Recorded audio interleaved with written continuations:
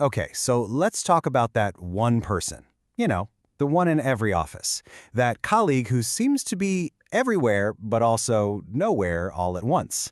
Yeah, today we are digging into a very, very familiar workplace character, the perception player. I bet a face just popped into your head, right?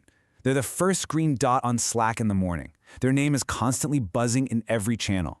They have totally mastered the art of being strategically visible.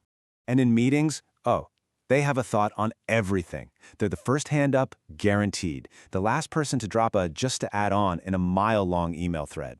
They make absolutely sure you hear their voice. Their calendar? It looks like a game of Tetris, just completely packed. They're in every single room where a decision might be made. But, and this is the big but, when it's time to actually do the work, poof, they're gone. So that really gets us to the big, kind of uncomfortable question, doesn't it? What are we really looking at here?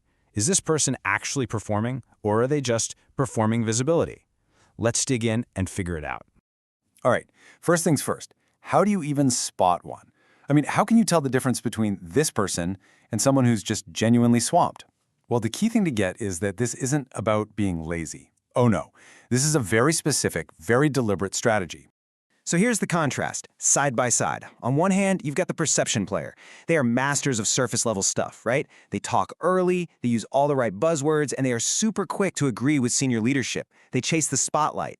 But then you've got the value creator. This person is in the trenches. They're the ones doing the deep, messy work, quietly delivering results, and actually solving the problem from start to finish. One plays the game of perception, the other actually creates value. And I really want to drive this home. These people are not inactive. They're not just kicking back.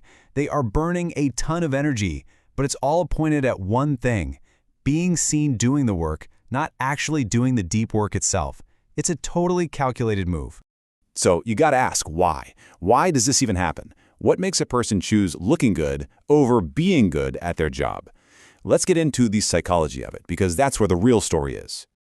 This right here, this quote nails it. The problem isn't always just the person. A lot of the time, it's the system they're in. Think about it. When the person who makes a lot of noise gets praised and promoted way faster than the person who quietly does the hard work, well, you're basically creating a breeding ground for perception players. They're not breaking the rules, they're just experts at playing the game you've laid out for them. And look, if you dig down, it often comes from a really human, really relatable place. A deep-seated fear of just being invisible. Or maybe a nagging insecurity about whether they're actually good enough. Or just that powerful need to have someone say, hey, good job.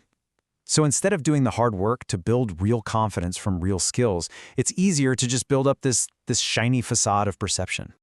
Okay, so it might seem like a decent strategy for that one person, at least for a little while.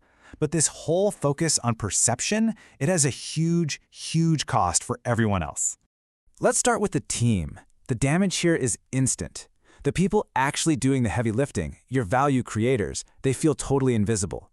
Your best people, the quiet ones who just get it done, they start to check out. They start thinking, you know what? Why am I even trying so hard? And this nasty, silent frustration just starts to bubble up under the surface. And if you're a leader, this is a massive trap. You can end up making big decisions based on who's making the most noise, not who's actually delivering the goods. The wrong people start getting the promotions, the cool projects, and before you know it, your future leaders are all great at talking, but not so great at doing. Zoom out to the whole organization, and the long-term damage is just real. Your actual output starts to dip because nobody's doing the deep work anymore. The culture rots from the inside out, shifting from teamwork to politics, from getting things done to just posturing. And over time, the company just gets weaker. It loses its edge. And this is the end game. This is the biggest risk of all. Your entire system starts to reward the wrong things. The whole incentive structure gets flipped upside down, and you're left with a company that is absolutely fantastic at looking productive, but is actually terrible at producing anything of value. Okay, so that's the problem. It's pretty bleak. But the big question is, how do we fix it? How do we get the spotlight back on what actually matters, creating real, solid value? If you're listening to this as an individual, it really starts with a simple, honest gut check. Ask yourself, where is my energy going? Towards being visible or being valuable? The path forward is pretty clear. Build your skills, go deep, master your craft, and let your incredible results do the talking for you. Now, for the leaders out there, your job is to literally change the rules of the game. You have to start rewarding actual outcomes, not just noise and activity. Go find your quiet superstars, the ones shipping amazing work without any fanfare, and put a spotlight on them. And in meetings, be the person who cuts through the fluff and asks the tough questions that get to the real substance. And as a team, it's all about building a culture where real contributions can't be hidden. Make the work visible. Use dashboards, write clear updates, whatever it takes. Document the impact of what you're doing, not just the tasks. When you do that, it gets a whole lot harder for perception to win out over reality.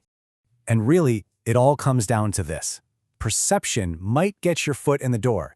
It might even get you a little bit of attention. But over the long haul, the only thing that builds real, lasting respect and a career you can be proud of is the actual value you bring to the table. So the question we all have to answer is, which game are we going to play?